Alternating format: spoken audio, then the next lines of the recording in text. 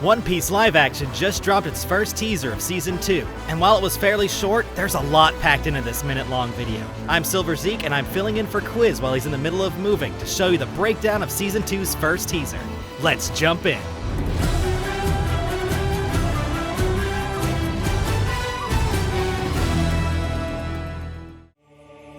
Before we begin, I think it's important to quickly go over the roadmap of Season 2. What islands we expect to visit during the season, and in what order. First, the Straw Hats are going to stop at a place called Logtown to get supplies for the journey. They're then going to travel through a place called Reverse Mountain to enter the Grand Line. From there, we're going to visit 3 islands: Whiskey Peak, Little Garden, and Drum Island. Drum Island isn't featured in this teaser, but everything else is, which is why I wanted to go over it. So, right off the bat, we have this shot of the Going Merry approaching what appears to be an endlessly tall red mountain wall. If you've watched One Piece or have seen our first Logbook video, you'll recognize this red wall as the red line. More importantly, if you zoom in, you can see a stream of water. That stream is the long-awaited entrance to the Grand Line. How can a river go up a mountain? We'll get to that eventually, don't worry. Immediately following that, we see a number of quick scenery shots. The first shot is of Logtown. You can see in the corner here, it says Logtown Opera. In addition, there's a banner display that says 22nd Anniversary celebrating Gold Roger's Day of Execution.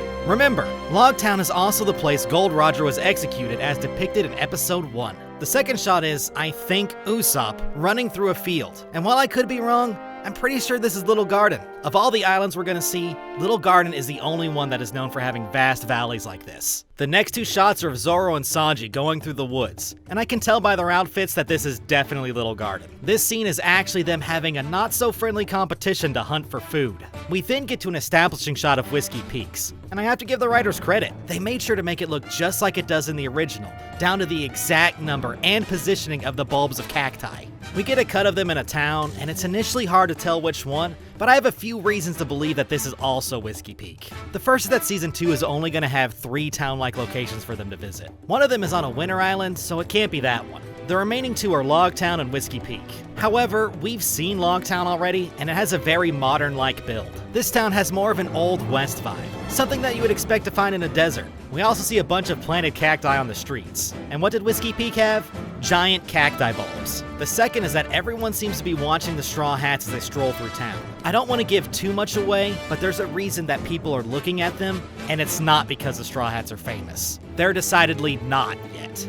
The biggest giveaway, however, is the specific outfit for Nami. Nami has a tendency to change her outfit the most in the original series, and the writers like to match the outfits to the manga and anime as often as possible without getting repetitive. So are someone like Luffy, who wore his red vest and jean shorts for a large chunk of the early story, would get a bunch of original outfits in the live-action version, Nami's various outfits were often directly taken from the source material. We get a night shot of Logtown with a few circus tents set up, heavily implying that a certain clown will be making a return in this scene. We cut to a shot of Luffy looking up at the very same scaffold that Gold Roger was executed at 22 years ago. This is a location that Luffy was dying to visit, as shown by him tipping his hat in the next shot. And then, we finally get a look at something fans have been waiting for a while: giants. And yes, this is also Little Garden, a bit of an ironic name for an island. The giant in this scene looks great, but 2 other things I want to point out in this clip are first that Nami's hair looks way better than it did in Season 1. The team is really stepping up their game for every aspect of the show. The second thing is really easy to miss, but Nami is wearing a special little bracelet that fans will know well. Again, won't dive into spoilers too much, but this is a device that is essential for them to have, and one that helps solidify Nami's position in the crew. We then get our first look at one of the most important characters in Season 2, Miss All Sunday, as the doors burst open with flower petals flying everywhere along with a close-up of her face. Season 1 teased a bit of an organization called Baroque Works, and this is one of their top agents. The location is currently unclear, but it's highly likely to be a larger island known as Alabasta, which is something the Straw Hats are unlikely to actually visit until Season 3. Know this though, Season 3 will almost definitely primarily be featuring Alabasta as its setting. Quiz here. While editing the video, I found that this is most obviously not Alabasta, as the 2 statues here depict important figureheads of the Marines, one of which is Sengoku, which you can clearly tell from the seagull on his head. So yeah, completely wrong about this being Alabasta, but at the same time, holy shit, Baroque Works is barging into a marine facility. Nothing about that can be good news. Anyways, back to Zeke. There's a cut of Zoro holding a sword, and note that it's not the Wado Ichimonji that he inherited from Kuina. That one has a white handle. and Zoro's other 2 swords broke during his fight with Mihawk, which haven't been replaced as of the end of Season 1. That means this is our first look at one of Zoro's new swords. Based on the guard, it looks to be the Yubashiri, which is a sword that was skillfully crafted, but not as powerful as the Wado Ichimonji. Zoro will pick up this and one other sword during their stop at Logtown. Next is our first look at Smoker, one of the Navy captains. And yes, he is smoking 2 cigars. This is the figure we see at the end of Season 1, burning a cigar into Luffy's poster. Smoker is someone who will be chasing after the Straw Hats for the duration of Season 2 and 3. Kind of like how Garp was, but in this case, Smoker has no reason to let them go free. We have a shot of Luffy jumping through the jungle. That's definitely Little Garden again. And I noticed that his scar is a lot more visible now in Season 2. They're really stepping up the costume design. Another shot from Little Garden, Sanji breaking down a door into a white building. I can immediately tell what scene this is. It's going to be a very fun moment for Sanji fans, as he's going to do something in this room that will single-handedly solve all their problems. I honestly can't wait to see it. A shot from Whiskey Peak with Nami sneaking around the corner. Nothing much to say here. She's just investigating the situation. Here we are back at Logtown with our first look at Usopp's iconic goggles, something he uses to improve his sniping abilities. Finally, we get a couple of shots giving us our first look at Miss Wednesday, another important character and yet another member of Baroque Works. Remember when I said Zoro will pick up 2 swords at Logtown? Well, here he is with all 3 swords. The white one is the Wado Ichimonji, the black one is the Yubashiri, and the final sword with the red handle is a curse sword known as the Sandai Kitetsu.